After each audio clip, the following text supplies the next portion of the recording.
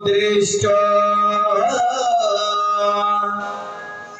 कौशे वसना तथा पुष्पै विनय विनय पुष्पै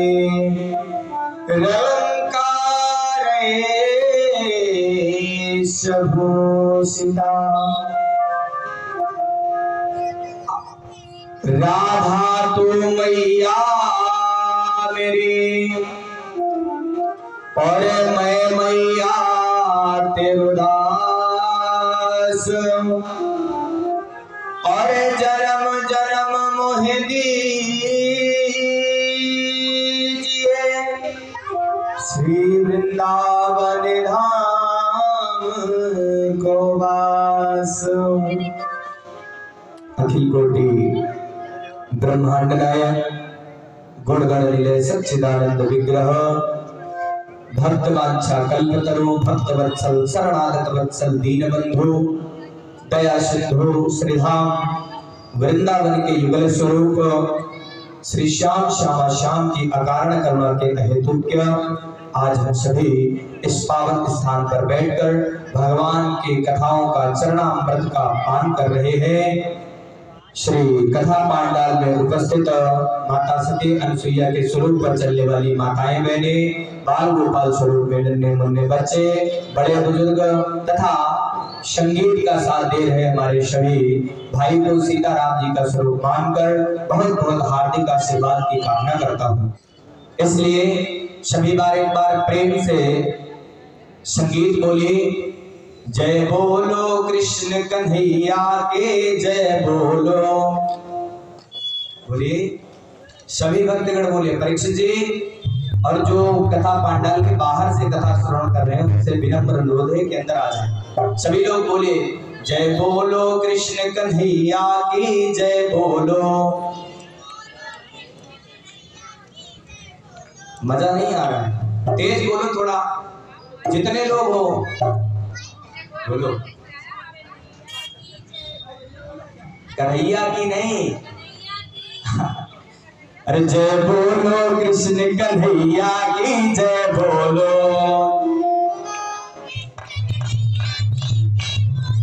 प्रेम से बोलो राधे राधे। आप सभी भक्तगण प्रातः काल की वेला में भगवान की बड़ी ही सुंदर कथा श्रवण कर रहे थे। बड़ा ही मार्मिक प्रसंग आप सभी श्रवण कर रहे थे। महाराज देवता और दैत्यों में मिलकर के समुद्र मंथन महाराज प्रारंभ किया तो सर्वप्रथम महाराज विष निकला। जब महाराज विष निकला तो सही विष को लेकर के भगवान शंकर जी के पास गए और महाराज उनको दे दिया कि महाराज इस विष का आप ही सेवन कर सकते हैं, अन्यत्र और कोई नहीं कर सकता है। भगवान शंकर जी ने उस विष को ग्रहण कर लिया। यहीं से नाम भगवान श्री शंकर जी का नीलकंठ पड़ गया। महाराज उसके बाद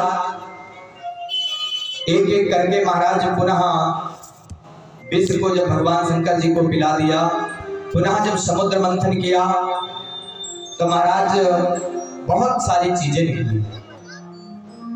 जब विष को पिला करके समुद्र मंथन करना चालू किया तो सर्वप्रथम कामधेनु गाय निकली जो महाराज ऋषियों को दे दी गई। उसके बाद उच्चैश्रवा घोड़ा निकला जो कि राजा बलि को दे दिया गया। ऐरावत हाथी निकला, महाराज इंद्र को दे दिया गया। कौस्तुभ मणि निकली, भगवान विष्णु ने ले ली। और महाराज पारिजात का फूल निकला जो महाराज स्वर्ग में भेज दिया गया।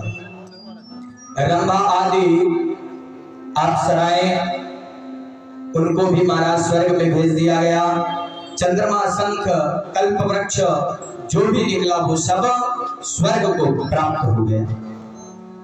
आज पुनः समुद्र मंथन हुआ तो माता लक्ष्मी जी फूलों का हार लेकर के साक्षात प्रकट हो गई। जब माता लक्ष्मी जी फूलों का हार लेकर के प्रकट हो गई तो देवता एक लाइन में खड़े हैं, दैत्य एक लाइन में खड़े हैं, साधु संत ब्राह्मण एक लाइन में खड़े हैं। क्योंकि आज का वो दौर है, इस दौर में धन की आवश्यकता सभी को है। माता लक्ष्मी जी को सब पाना चाहते हैं, परंतु उनके योग्य बनना कोई नहीं चाहता। करना कुछ ना पड़े और पैसे आ जाए। तो महाराज ये कैसे हो सकता है? आज महाराज जब माता लक्ष्मी जी के पीछे दैत्य और देवताओं में आपस में जब बहस हुई तो महाराज एक निर्णय लिया गया कि एक काम करो, एक लाइन से खड़े हो जाओ और जिसको माता लक्ष्मी जी अपने मन से वरमाला पहना देगी, माता लक्ष्मी जी उन्हीं की हो जाएगी। अब महाराज एक से एक बड़े संत चिमटा गाड़ करके बैठ गए उसी स्थान पर। एक से एक दैत्य विराजमान हो गए कि हो ना हो माता लक्ष्मी जी वरमाला हमें को पहनाएंगी। अब जब माता लक्ष्मी जी दैत्यों की लाइन से चलती हुई आ रही है तो सभी में कोई ना कोई कमी निकालती आ रही है। आज महाराज एक एक करके सभी दैत्यों को फैल कर दिया। देवता की बारी आई तो किसी में ऐश्वर्य बहुत ज्यादा है, किसी में अभिमान बहुत ज्यादा है, किसी में मान बहुत ज्यादा है, किसी को अपने ऊपर अहंकार है। तो इसलिए दैत्य भी सारे छोड़ करके माता लक्ष्मी जी वो फूलों का हार लेकर, वो वरमाला लेकर के चल दी है साधु संत की लाइन में। तो महाराज देखती जा रही है कि साधु संत का तो कोई ठिकाना ही नहीं, तो ये मुझे रखेंगे कहाँ। तो महाराज एक एक करके साधु संत को भी छोड़ दिया और लास्ट में देखा कि कमल पर विराजमान ये कौन है। तो महाराज माता लक्ष्मी जी पास में जाती है और पास में जाकर के देखती है कि सभी दैत्य देवता साधु संत सन्यासी तो मुझे बहुत घूर घूर कर देख रहे हैं कि ये मुझे ही प्राप्त हो जाए, परंतु ये कमल पर कौन विराजमान है जो मुझ जैसे सुंदरी पर, जो इस संसार को हर व्यक्ति पाना चाहता है, वो इसके तरफ देख तक नहीं रहा है। आज महाराज लक्ष्मी जी वरमाला लेकर के भगवान विष्णु जी के पास पहुंच जाती हैं और उनसे कहती हैं कि मैंने हर व्यक्ति में कोई ना कोई कमी निकाली है, परंतु एक कमी आप में भी है। तो भगवान विष्णु जी ने पूछा कि अरे देवी, मैं तो तुम्हें देख तक नहीं रहा था और आप बता रही हैं कि मुझ में कोई कमी है। अरे वो क्या कमी है? तो माता लक्ष्मी जी ने बोला कि सब तो मुझे देख करके अपनाना चाहते हैं, परंतु आप क्यों नहीं अपनाना चाहते? यही कमी मुझे आप में दिखाई दी। तो विष्णु जी ने कहा कि मुझे कोई लक्ष्मी की आवश्यकता है ही नहीं। तो महाराज ऐसे ऐसे जब वचन माता लक्ष्मी जी ने सुने तो माता लक्ष्मी जी मोहित हो गई। जब माता लक्ष्मी जी मोहित हो गई तो महाराज माता लक्ष्मी जी ने भगवान विष्णु जी को वरमाला पहना दिया। और जब वरमाला पहना दिया तो महाराज माता लक्ष्मी जी जो है वो भगवान की हो गई। अब भगवान का नाम क्या पड़ गया? लक्ष्मी नारायण। आज महाराज लक्ष्मी नारायण जी के बाद पुनः समुद्र मंथन किया गया। धन्वंतरी दास जी महाराज अमृत का कलश लेकर के निकले। पुनः जब समुद्र मंथन हुआ तो धन्वंतरी दास स्वयं अमृत का कलश लेकर के निकले। तो महाराज जब अमृत कलश को लेकर के निकले तो आगे लगे हुए थे दैत्यगण।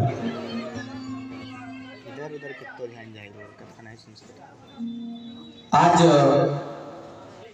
जैसे ही धन्वंतरी दास जी अमृत के कलश को लेकर के निकले, महाराज सबसे आगे लगे हुए थे दैत्य, तो दैत्यों ने तुरंत उस कलश को धन्वंतरी दास जी से छीना और 9 2 11 बोले।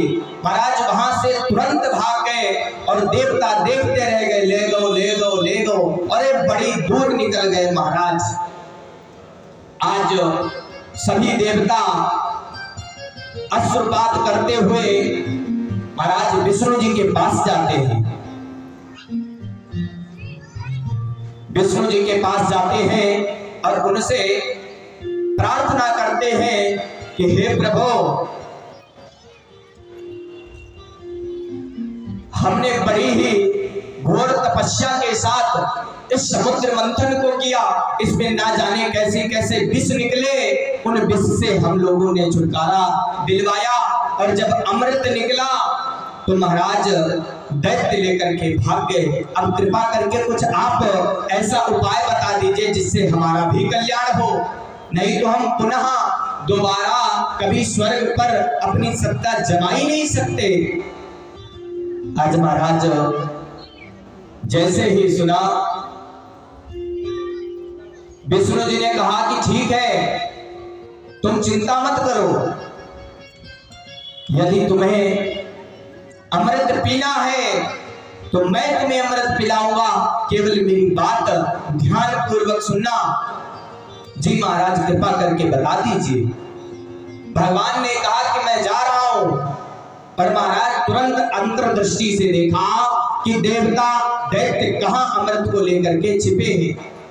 तो देखा महाराज वृंदावन के जंगलों में महाराज दैत्य भागते हुए जा रहे हैं और आपस में एक लड़ाई छिड़ी हुई है। महाराज लड़ाई वो कैसी थी, वो आपस में ये बातें कर रहे थे कि जो सबसे ज्यादा बलशाली होगा पहले अमृत वो पिएगा। महाराज किसी ने कहा कि जो उम्र में सबसे ज्यादा होगा सबसे पहले अमृत वो पान करेगा, किसी ने कहा जो सबसे ज्यादा बलशाली होगा वो अमृत पिएगा। आज महाराज जब ऐसी परिस्थिति देखी तो भगवान ने कहा कि अब मुझे पता चल गया है कि इनको यदि सबक सिखाना है तो वो कैसे। महाराज तुरंत भगवान विष्णु ने मोहिनी अवतार ले लिया और मोहिनी अवतार लेकर के उन्हीं जंगलों में चले गए। भगवान का इतना सुंदर स्वरूप भगवान विष्णु ने हाथों में चूड़ी पहन ली, मस्तक पर बिंदी लगा ली, महाराज गजरा लगा लिया, सुंदर सा मेकअप करके महाराज उन जंगलों में पहुंच गए हैं और उन दैत्यों के सामने पहुंच गए। जब दैत्यों के पास पहुंचे तो दैत्यों ने देखा कि इतने घनघोर जंगल में ये सुंदरी यहाँ कौन है। अरे अमृत तो अपना है, इसे बाद में भी पी लेंगे, परंतु इस सुंदरी से मिल ले। आजकल भी यही चल रहा है। महाराज आपके पास अमृत रखा हुआ है, परंतु नहीं, आपका ध्यान उधर ही जाएगा। तो महाराज दैत्यगण तुरंत उस सुंदरी के पीछे चल दिए, भगवान विष्णु के पीछे चल दिए और भगवान विष्णु के पास जैसे ही पहुंचे तो महाराज भगवान तो मनमोहनी रूप धारण किए हुए थे। तो जब मोहिनी रूप धारण किए हुए थे तो दैत्यों को लगा कि कोई सुंदर सुशील घर से होगी। आज महाराज देवतागण दैत्यगण उनसे बातें करने लगे हैं। भगवान विष्णु जी से मोहिनी अवतार में कह रहे हैं कि अरे देवी, तुम कौन से गांव से आई हो, कहां से आई हो, बड़ी सुंदर लग रही हो, बड़ी सुशील दिख रही हो, आपका क्या पता है, क्या परिचय है, कृपा करके बताइए हमें। महाराज भगवान का इतना मनमोहक रूप कि रूप को देखकर अच्छे अच्छे महाराज साधु संत का भी मन डोल जाए। आज महाराज जैसे ही पूछा तो भगवान विष्णु जी ने कहा अरे दैत्यों, तुम हमारे पीछे क्यों पड़े हो? तुम अपना काम करो जो कर रहे हो। मैं उतनी देर से देख रही हूं कि तुम्हारी बहुत देर से लड़ाई चल रही है। ऐसा क्या हो गया जो आपस में तुम लड़े जा रहे हो? अरे कुछ नहीं, कुछ विशेष नहीं हुआ, बस ये हो गया कि अभी हम लोग अमृत लेकर के आए हैं, तो ये नहीं पता चल पा रहा कि पहले कौन पिएगा। अच्छा जी हाँ, तो कुछ मैं आपकी सहायता करूं? आप मेरी क्या सहायता कर सकते हैं? तो कहा यदि आपको कोई दिक्कत ना हो तो मैं इसको विभाजन में बांट देती हूँ, अलग अलग करके सभी को दे देती हूँ। आज महाराज जैसे ही मोहिनी भगवान के हाथ में अमृत का कलश आया तो महाराज भगवान विष्णु ने इशारा कर दिया देवताओं को कि तुम भी लाइन में लग जाओ और इस अमृत का पान कर लो। आज महाराज मोहिनी भगवान ने कैसे रूप को भटकाया है। महाराज कह रहे हैं, मोहिनी भगवान दैत्यों से कह रहे हैं कि अरे मुझे इस कलश में ऊपर ऊपर बड़ा पतला पतला सा अमृत दिखाई दे रहा है और जो नीचे है वो बहुत गाढ़ा गाढ़ा अमृत है। तो दैत्यों ने कहा फिर मैं इसमें क्या करूं? तो उन्होंने कहा अगर आप कोई दिक्कत ना हो तो ये हमारे सौतेले भाई हैं, इनको भी थोड़ा सा ऊपर ऊपर का दे दूं और बाद में गाढ़ा गाढ़ा आपको पिलाऊंगी। तो बोले अरे दैत्यगण बड़े प्रसन्न हो गए कि हमारे हित की बात कर रहे हैं। महाराज जैसे ही प्रसन्न हुए तो कहा अरे देवी, आप मुझे बड़े सुंदर सुशील घर से लगती। क्या कहा कि कौन गाँव ते आई मेरी लाडो, कौन गाँव को जाए रही। भगवान विष्णु जी से दैत्यगण पूछ रहे हैं कि कौन गांव से आई मेरी लाडो, कौन गांव को जाए रही, और कौन गांव में जन्म तिहारो, कौन पुरुष को प्याए रही।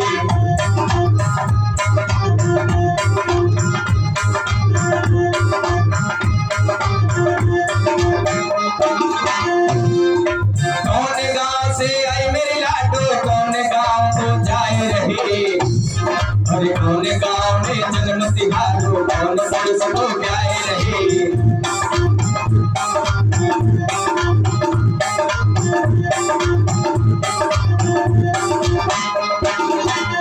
इस प्रकार कहा महाराज कहां से आई हो?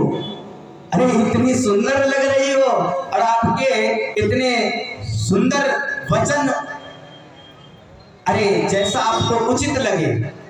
महाराज सभी देवतागण लाइन से लग गए और महाराज विष्णु जी ने एक एक करके सभी को अमृत पिलाना चालू कर दिया। और जब अमृत पिलाना चालू किया तो महाराज क्या हुआ, उन्हीं में से दो चोर मतलब दो दैत्य जो महाराज छुप करके आ गए, जो स्वरभानु नाम के दैत्य थे, वे सूर्य और चंद्रमा के बीच लग करके आ गए। सूर्य और चंद्रमा के बीच में छुप करके बैठ गए और जैसे ही छुप करके बैठे महाराज, तो महाराज उनको अमृत पी लिया उन्होंने। जब अमृत पी लिया, जैसे ही सूर्य और चंद्रमा ने इशारा किया, अरे प्रभु ये दैत्य बीच में घुसाया और अमृत को पी लिया है। सोई महाराज अपना त्रिशूल चलाया और जैसे ही मारा तो महाराज सर धड़ से अलग हो गया। और जब सर धड़ से अलग हो गया महाराज, अमृत तो अंदर चला गया तो महाराज वे भी अमर हो गए। उनको आप सभी लोग बड़ी ही सुंदरता नाम से जानते हैं, जिनका नाम है राहु और केतु, जिन्होंने छुप करके अमृत का पान किया था। भगवान ने उनका सर काट दिया, परंतु अमृत पीने के कारण बस आज उनकी नवग्रह देवताओं में पूजा हो रही है। ब्रह्मा मुरारिष्ट पुरांतकारी भानु शशि भूमि सुतो बुधश्च गुरुश्च शुक्रा शनि राहु केतवा सर्वे गृहा शांतिकरा भवन्तु। सर्वे गृहा, सर्वे मतलब सभी, गृह मतलब घर, सर्वे गृहा शांतिकरा भवन्तु। जो नवग्रह देवताओं की पूजन करता है उनके सभी घरों में सुख और समृद्धि ऐश्वर्य की प्राप्ति होती। आज महाराज जैसे ही इनका स्वरभानु नाम दैत्य का नवग्रहों में पूजा होने लगी, आज बड़ा ही जब अमृत को लेकर के जैसे ही पता चला तो महाराज एक दैत्य बोला कि अरे मुझे पता था कि वो विष्णु एक छलिया है और उसने ही हमारे साथ छल कर दिया और पी लो गाढ़ा गाढ़ा अमृत। अरे भूल गए हाथ, अब क्या करोगे।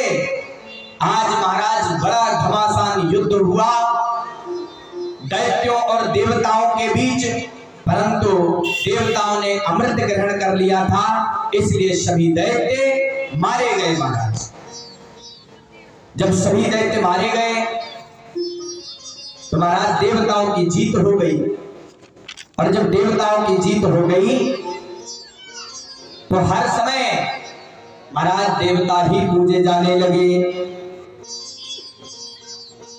जब देवता पूजे जाने लगे महाराज इस कलयुग में भगवान की चर्चाएं होने लगी, गुणगान होने लगा।